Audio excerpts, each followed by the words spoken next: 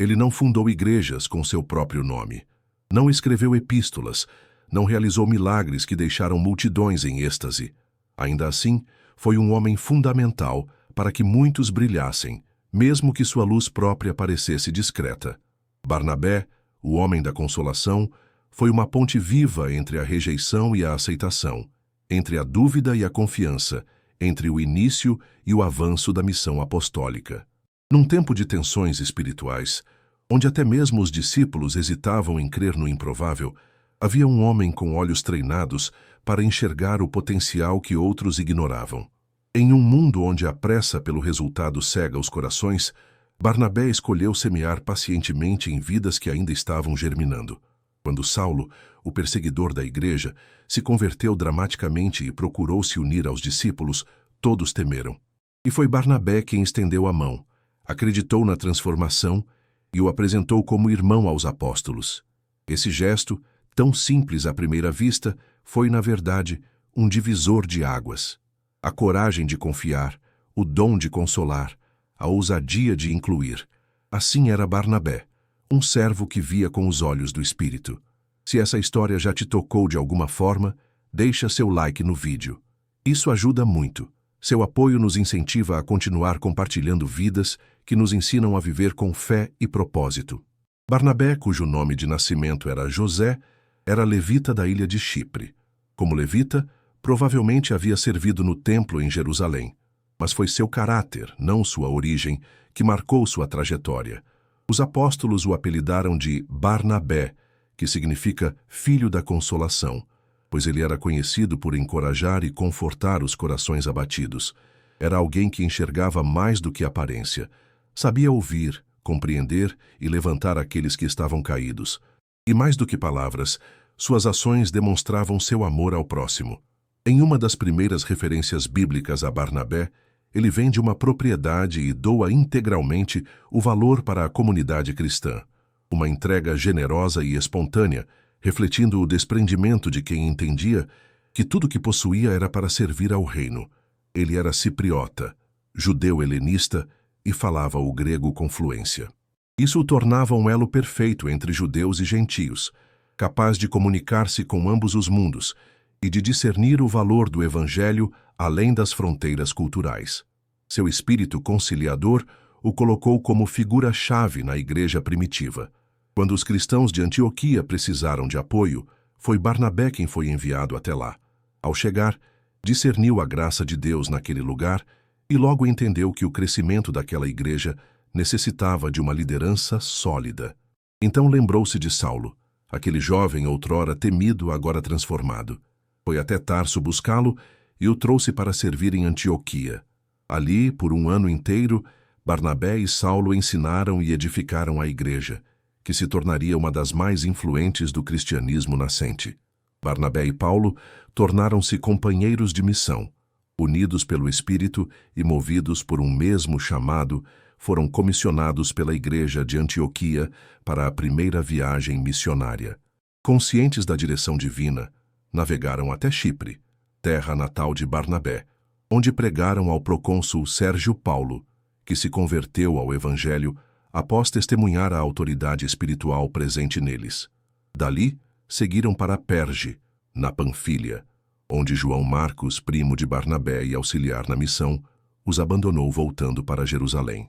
Esse acontecimento, mais tarde, causaria uma profunda divisão entre os dois missionários. À medida que avançavam pelas cidades, enfrentaram tanto oposição quanto milagres. Em Listra, após curarem um homem paralítico, foram confundidos com deuses. Barnabé foi chamado de Júpiter e Paulo de Mercúrio. A idolatria do povo local os levou a um clamor firme, que abandonassem os ídolos e se voltassem ao Deus vivo. Eles rasgaram as vestes e pregaram com ousadia. Logo em seguida, os mesmos que os exaltaram se voltaram contra eles, e Paulo foi apedrejado. Mas nem isso os fez recuar. Levantaram-se, limparam o pó e seguiram adiante, fortalecendo os discípulos e estabelecendo líderes em cada igreja, com jejuns e orações. Barnabé possuía um coração conciliador. Ele não era o tipo de homem que disputava posições ou buscava protagonismo. Quando Paulo assumiu mais visibilidade, Barnabé não se opôs. Sua missão era promover o reino, não o próprio nome. Por isso, mesmo quando os textos bíblicos passam a referir-se à dupla como Paulo e Barnabé, e não mais Barnabé e Paulo, ele continua servindo com fidelidade. Sua disposição em abrir mão da liderança para o bem da missão revela um espírito quebrantado e moldado por Deus. Mais tarde, no Concílio de Jerusalém, Barnabé esteve ao lado de Paulo, defendendo os gentios da imposição da circuncisão. Ele sabia que o evangelho não era limitado por tradições humanas. Sua voz foi uma das que ajudaram a definir o entendimento de que a salvação não vem por obras, mas pela graça, por meio da fé. Barnabé era um homem de equilíbrio, que conseguia navegar entre as culturas e apaziguar conflitos sem comprometer a verdade. Entretanto, nem tudo na vida de Barnabé foi feito de consensos. Quando chegou o momento de preparar a segunda viagem missionária, ele quis levar João Marcos novamente. Mas Paulo discordou veementemente por conta da desistência anterior do jovem. A divergência foi tão séria que ambos se separaram. Paulo seguiu com Silas e Barnabé partiu com João Marcos para Chipre. Esse episódio marcou um rompimento doloroso, mas não destrutivo, pois o amor de Barnabé era maior do que os erros do passado. Ele acreditava em recomeços, e anos depois Paulo reconheceria o valor de João Marcos, pedindo sua presença e auxílio no ministério. Se Barnabé não tivesse insistido em dar uma nova chance, talvez João Marcos não tivesse escrito o evangelho que leva seu nome. A paciência e a fé de Barnabé plantaram sementes que floresceram nos bastidores da história. Como um jardineiro fiel, ele cultivava vidas, mesmo quando o mundo só via terra seca. Seu legado não está nos holofotes, mas nos frutos. Mesmo depois da separação de Paulo, Barnabé não desapareceu da história do reino. Embora os registros bíblicos silenciados sobre suas atividades posteriores possam sugerir um fim obscuro, a realidade é que ele seguiu fiel ao seu chamado. Seu ministério não dependia da visibilidade, mas da obediência. A tradição cristã conta que Barnabé continuou pregando com fervor e foi apedrejado até a morte em Salamina, na ilha de Chipre, por causa do evangelho que tanto amava. Se isso é verdade ou não, não diminui o brilho de sua entrega, pois toda a sua vida foi um testemunho de amor, renúncia e coragem. Barnabé era um homem do espírito. Em tempos de perseguição e divisão, ele era a ponte. Quando todos tinham medo de Paulo, foi Barnabé quem o trouxe aos apóstolos. Quando os gentios começaram a se converter, foi Barnabé quem os acolheu, sem exigir que se tornassem judeus. Quando João Marcos errou, foi Barnabé quem viu além do fracasso e restaurou aquele jovem para o ministério.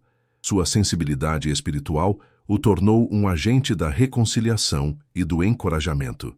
Barnabé não era apenas um consolador, era um exemplo vivo de como Deus age por meio de corações rendidos. A igreja deve muito à atuação discreta de Barnabé. Ele não escreveu cartas que chegaram ao Novo Testamento. Não fundou grandes igrejas, nem realizou feitos mirabolantes. Mas sua influência moldou líderes, conectou culturas e sustentou a unidade do corpo de Cristo em um dos momentos mais delicados da história da fé cristã. Ele foi, de fato, o Filho da Consolação, não apenas pelo nome que recebeu, mas pela essência que carregava. Seu legado continua nos corredores silenciosos da história, onde homens e mulheres de Deus trabalham longe das luzes, mas com os olhos fixos no alto. Ele nos lembra que o reino de Deus não é construído apenas por quem está no púlpito, mas também por quem anda ao lado, ajuda a levantar e encoraja a continuar. A sabedoria de Barnabé estava em enxergar com os olhos do céu, não com os critérios do mundo. Quantas vezes somos rápidos para julgar e lentos para restaurar? Quantas vezes deixamos de dar uma nova chance por medo de falhar de novo? Barnabé nos ensina que o amor de Deus é sempre maior que as quedas humanas. Ele nos desafia a sermos como ele, construtores de pontes, promotores da paz, semeadores de graça. Seu nome atravessa os séculos como uma oração viva. E ainda hoje, Deus levanta Barnabés em meio ao seu povo, pessoas dispostas a consolar, acreditar e recomeçar. Se essa história te tocou de alguma forma, deixa seu like no vídeo. Isso ajuda muito a espalhar mensagens que edificam e encorajam vidas.